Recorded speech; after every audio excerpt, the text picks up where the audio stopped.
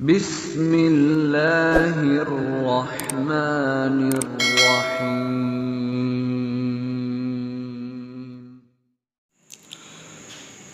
Bismillahirrahmanirrahim. Assalamualaikum warahmatullahi wabarakatuh. Alhamdulillah, berjumpa lagi di akun YouTube Wewin Official. Pada kesempatan ini kita akan membahas pembelajaran fikih kelas 12 khusus bab kedua dengan judul sumber hukum Islam yang muttafaq atau yang disepakati, kemudian sumber hukum Islam yang mukhtalaf atau yang tidak disepakati. Namun pada kesempatan yang berbahagia ini, hadirin yang dirahmati Allah, kita akan terfokus kepada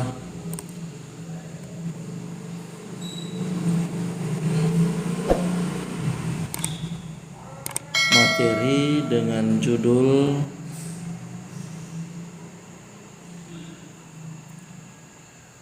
Al-Quran. Kita akan fokus kepada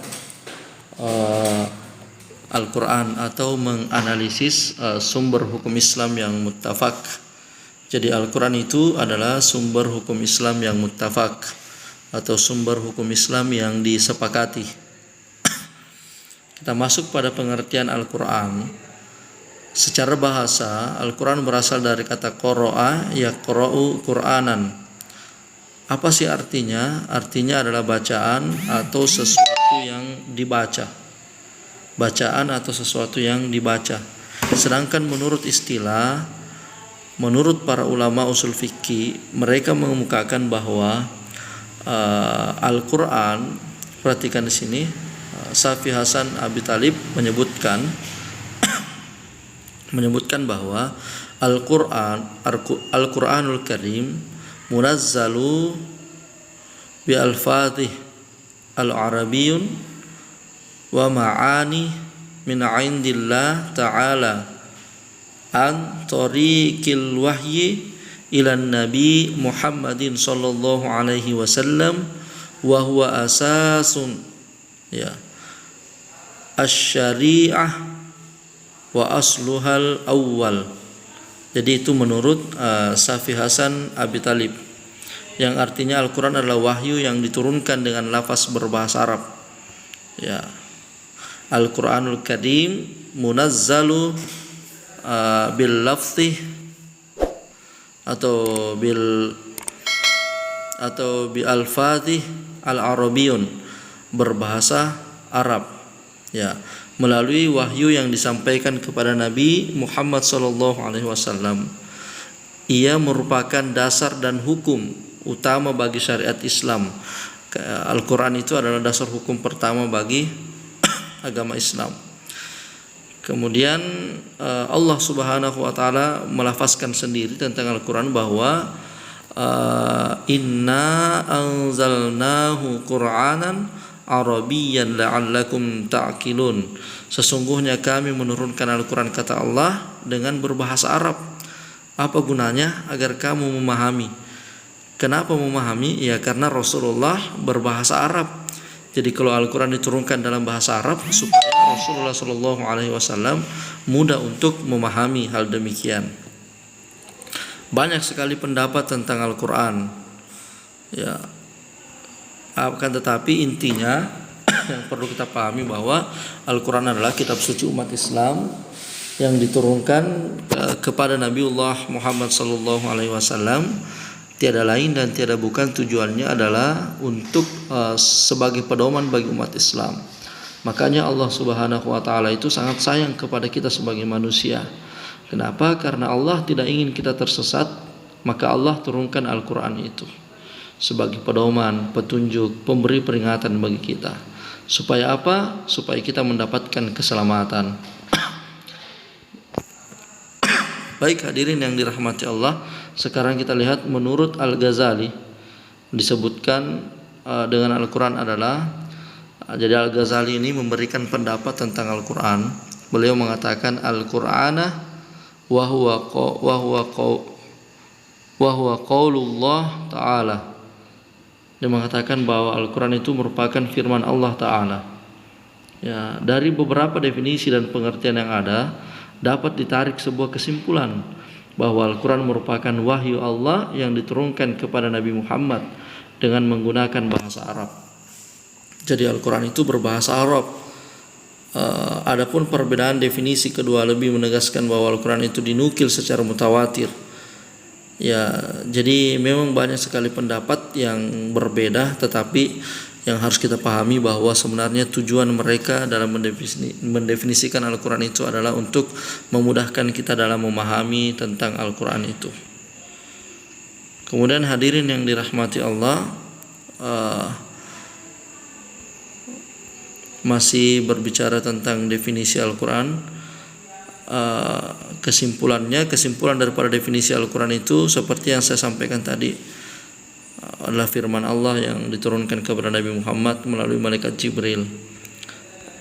Baik, sekarang kita lanjut pada pokok isi kandungan Al-Quran. Apa sih yang menjadi pokok isi kandungan Al-Quran itu? Ya, sebenarnya yang menjadi pokok isi kandungan Al-Quran itu adalah, yang pertama adalah tauhid. Di dalam Al-Quran itu mengandung pembelajaran atau ilmu tauhid. Apa itu tauhid? Tauhid adalah ilmu yang mengajarkan kepada manusia untuk menyembah Allah seutuhnya atau mengesahkan Allah, dalam artian tidak ada sesembahan yang berhak disembah kecuali Allah. Makanya dijelaskan dalam Quran surah Al-Ikhlas, Qul huwallahu ahad, Allahus somad, dan seterusnya. Kemudian selanjutnya di dalam Al-Quran itu dibahas tentang ibadah. Ya, seringkali saya sampaikan tentang pengertian ibadah adalah segala sesuatu yang perbuatan yang memiliki manfaat, yang mendatangkan manfaat, maka itulah yang disebut dengan ibadah. Jadi ibadah itu bukan hanya sekedar sholat, tapi ibadah itu bisa jadi saling membantu, belajar, mencari nafkah, dan sebagainya. Kemudian di dalam Al-Quran terdapat janji dan ancaman. Janji Allah kepada manusia yang senantiasa taat kepada Allah, insya Allah akan mendapatkan surga. Kemudian ancaman, barang siapa yang ingkar kepada Allah, maka tentu mereka akan mendapatkan kesulitan nanti akibat daripada apa yang mereka lakukan. Kemudian di dalam Al-Quran itu ada jalan mencapai kebahagiaan dunia dan akhirat. Al-Quran itu adalah petunjuk. Kalau Al-Quran itu kita jadikan pedoman dalam kehidupan kita, maka insya Allah kita akan sampai pada jannah Allah Subhanahu wa Ta'ala. Kemudian di dalam Al-Quran itu ada riwayat dan cerita tentang kisah-kisah orang terdahulu. Ada kisah Nabi Muhammad, ada kisah tentang Fir'aun, Nabi Musa, Ibrahim, dan sebagainya. Kemudian selanjutnya kita lihat dasar kehujahan Al-Quran dan kedudukan sebagai sumber hukum Islam. Jadi Al-Quran itu adalah sumber hukum Islam yang pertama. Sedangkan sumber hukum Islam yang kedua adalah Al-Hadis. Coba perhatikan di sini ayatnya. Allah Subhanahu wa taala berfirman dalam Quran surah An-Nisa, Bismillahirrahmanirrahim, Inna anzalna ilaikal kitaba bil haqq. Jadi Al-Quran itu diturunkan oleh Allah sebagai pembawa kebenaran, bil haqq. Litahkum bainan nas bima araqallah wa la takun lil khainina lil khainina khasiman. Sesungguhnya kami telah menurunkan kitab kepadamu dengan membawa kebenaran, bil haqq, supaya kamu mengadili antara manusia dengan apa yang telah Allah wahyukan kepadamu. Maksudnya ketika ada di antara kita yang bertikai, maka kita menyelesaikan dengan cara yang adil dan jangan menjadi menentang Allah, menentang orang-orang soleh, atau melanggar perintah-perintah Allah Subhanahu wa taala. Maka hadirin yang sama berbahagia, kemudian yang selanjutnya bahwa Al-Quran itu adalah pedoman dalam menetapkan hukum. Jadi ketika terjadi suatu perkara dalam kehidupan kita, maka harusnya kita kembali kepada Al-Quran untuk menyelesaikan perkara tersebut. Tidak boleh menyelesaikan sesuai dengan keinginan kita, atau menyelesaikan sesuai dengan memilih sepihak saja tanpa melihat kebenaran yang terjadi.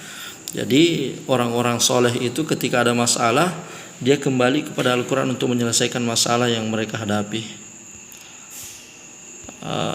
Kemudian hadirin yang dirahmati Allah, ya cukup sekian pembahasan yang berbahagia ini. Semoga ada manfaatnya. Assalamualaikum warahmatullahi wabarakatuh.